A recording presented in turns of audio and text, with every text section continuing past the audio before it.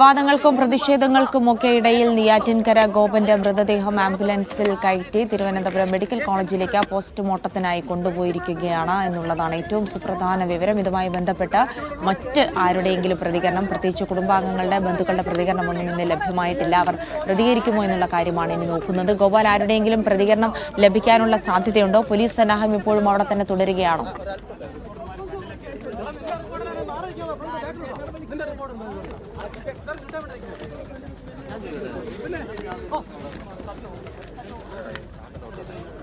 Yes, ഗോപാലിലേക്ക് തിരിച്ചെത്താം. എന്തായാലും postmortem medical കോളേജിലായിരിക്കും എന്നുള്ളത് തന്നെയാണ്. കാരണം മൃതദേഹം ഇപ്പോൾ മെഡിക്കൽ കോളേജിലേക്ക് കൊണ്ടുപോയിരിക്കുകയാണ്. അപ്പോൾ അതുമായി ബന്ധപ്പെട്ട് ആരുടെയെങ്കിലും പ്രതികരണം നമുക്ക് ലഭ്യമാകുമോ? പ്രത്യേകിച്ച് ഇന്ന് കുടുംബാംഗങ്ങളുടെ പ്രതികരണം ഇതുമായി ബന്ധപ്പെട്ടൊന്നും ലഭ്യമായിരുന്നില്ല. ഇപ്പോൾ ഇൻക്വസ്റ്റ് നടപടികൾ നടക്കുന്ന സമയത്ത് മൂത്ത മകൻ സനന്ദൻ പുറത്ത് വന്നിരുന്നു എന്ന റിപ്പോർട്ടുകൾ മാത്രമാണ് ലഭിച്ചിരുന്നത്. പിന്നീട് ഒരു സ്ത്രീ കൂടി ആ വീടിന് പുറത്തേക്ക് വന്നു എന്ന് പറയുന്നുണ്ട്. അത് അവരുടെ അമ്മയാണോ അതോ മരുമകളാണോ എന്നുള്ള ഒരു തീരുമാനം, ഒരു നിഗമനത്തിലേക്ക് എത്താൻ കഴിഞ്ഞിട്ടില്ല. അതുകൊണ്ട് തന്നെ ഇന്ന് കുടുംബാംഗങ്ങൾ ഏത് രീതിയിലാണ് ഇന്ന് നടന്ന നടപടിക്രമങ്ങളോട് പ്രതികരിക്കുക എന്നുള്ളത് കൂടെ പ്രധാനമാണ്. അതിൽ ഏറ്റവും പ്രധാനമാകുന്നത് ഇനിയിപ്പോൾ പോസ്റ്റ്മോർട്ടത്തിന് ശേഷം ഈ മൃതദേഹം ഏറ്റെടുക്കാൻ കുടുംബം തയ്യാറാകുമോ എന്നുള്ളതാണ്. കാരണം അവരുടെ വിശ്വാസത്തിന് എതിരായിട്ടുള്ള കാര്യങ്ങളാണ് അവിടെ സംഭവിച്ചിരിക്കുന്നത് എന്നുള്ളത് കൊണ്ട് തന്നെ അവർ ഏത് രീതിയിലാണ് ഇതുമായി സഹകരിക്കുമോ അതോ വീണ്ടും നിസ്സഹകരണം തുടരുകയാണോ തുടങ്ങിയ കാര്യങ്ങളിലൊക്കെയാണ് ഒരു വ്യക്തത വരേണ്ടത്. ആ രീതിയിലേക്കുള്ള പ്രതികരണങ്ങളിലേക്ക് പോകാൻ കഴിയാത്തത് സ്ഥലത്ത് ഇപ്പോഴും വലിയൊരു പോലീസ് സന്നാഹം തന്നെ തുടരുന്നുണ്ട്. കാരണം കഴിഞ്ഞ ദിവസങ്ങളിലൊക്കെ ഉണ്ടായ ഒരു പ്രതിഷേധം കണക്കിലെടുത്തുകൊണ്ട് കൂടിയാണ് അത്തരമൊരു പോലീസ് സന്നാഹം അവിടെ തുടരുന്നത് എന്നാണ് മനസ്സിലാക്കാൻ കഴിയുന്നത്. വീടിനകത്തേക്കോ അവരുടെ പ്രതികരണങ്ങൾ തേടാൻ പോകാൻ കഴിയാത്ത ഒരു സ്ഥിതിയിൽ തന്നെയാണ് നിലവിൽ ഉള്ളത്. ഇനിയിപ്പോൾ എത്ര നേരം ഈ പോലീസ് സ്ഥലത്ത് ഉണ്ടാകും, മറ്റേതെങ്കിലും തരത്തിലുള്ള ഒരു പ്രതിഷേധം പോലീസ് അവിടെ പ്രതീക്ഷിക്കുന്നുണ്ടോ തുടങ്ങിയ കാര്യങ്ങൾ കൂടിയാണ് ഇനി അറിയേണ്ടത്. എന്തായാലും ഗോപൻ സ്വാമിയുടെ മൃതദേഹം തിരുവനന്തപുരം മെഡിക്കൽ കോളേജിലേക്ക് കൊണ്ടുപോയിരിക്കുകയാണ്. ഇൻക്വസ്റ്റ് നടപടികൾ ആ സ്ഥലത്ത് വെച്ച് തന്നെ പൂർത്തിയാക്കിയിരിക്കുന്നു.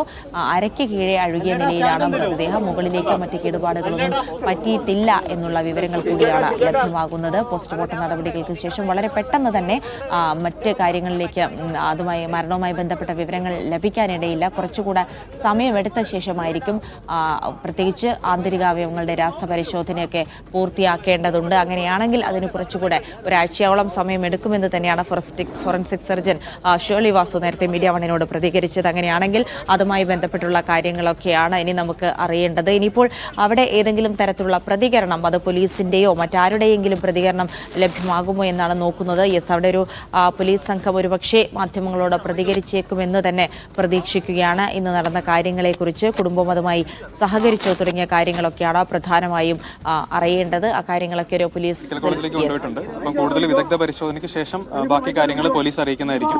അപ്പം അതിന്റെ അന്വേഷണവും ബാക്കി കാര്യങ്ങളും പോലീസും അതുമായിട്ട് മുന്നോട്ട് പോയിട്ട് ബാക്കി കാര്യങ്ങൾ അറിയിക്കുന്നതായിരിക്കും. അപ്പം നമ്മൾ അതിന്റെ ഒരു പ്രോസസ്സ് പൂർത്തിയാക്കിയതിന് ശേഷം നമ്മൾ ബോഡി കുടുംബക്കാർക്ക് വിട്ടുകൊടുക്കുന്നത്. മക്കൾ പറഞ്ഞതനുസരിച്ച് സമാധിയായ രീതിയിൽ തന്നെയായിരുന്നു മൃതദേഹം? ഇല്ലല്ല, അതൊക്കെ നമ്മുടെ അന്വേഷണത്തിന്റെ ഭാഗമാണ്. അതൊക്കെ പോലീസ് വഴി അറിയിക്കും. പോസ്റ്റ്മോർട്ടം നടപടികൾ ഉടൻ തുടങ്ങും.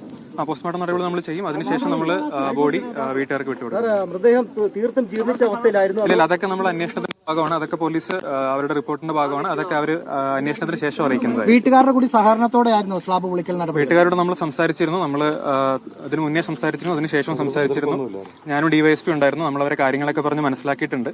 ഇതിനുശേഷം അവരവിടെ വരുവാണെങ്കിൽ നമ്മൾ ബോഡി വിട്ടുകൊടുക്കുമ്പോൾ എങ്ങനെ എല്ലാ കാര്യങ്ങളും പറഞ്ഞ് മനസ്സിലാക്കിയിട്ടുണ്ട്. നമ്മൾ ഇന്ന് രാവിലെയും 2 പ്രാവശ്യം അവരോട് സംസാരിച്ചിരുന്നു. അവരൊക്കെ ആയിരുന്നു? നമ്മളോട് സംസാരിച്ചിരുന്നു. അപ്പം അവരെ പരമാവധി പറഞ്ഞ് നമ്മൾ നമ്മുടെ ഭാഗത്തുനിന്നുള്ള കാര്യങ്ങളൊക്കെ പറഞ്ഞ് മനസ്സിലാക്കാൻ ശ്രമിച്ചതിന് ശേഷമാണ് ബാക്കി കാര്യങ്ങളിലേക്ക് കടന്നിരിക്കുന്നത്.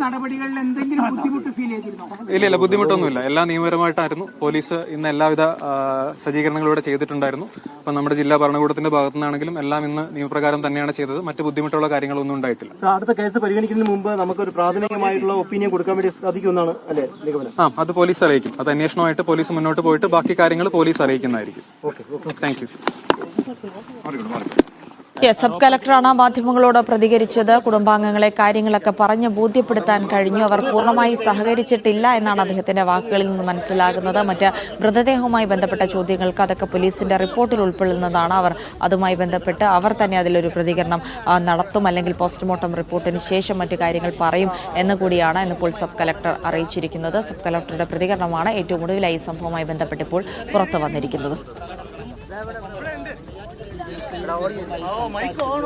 സംസാരിച്ച് അവർ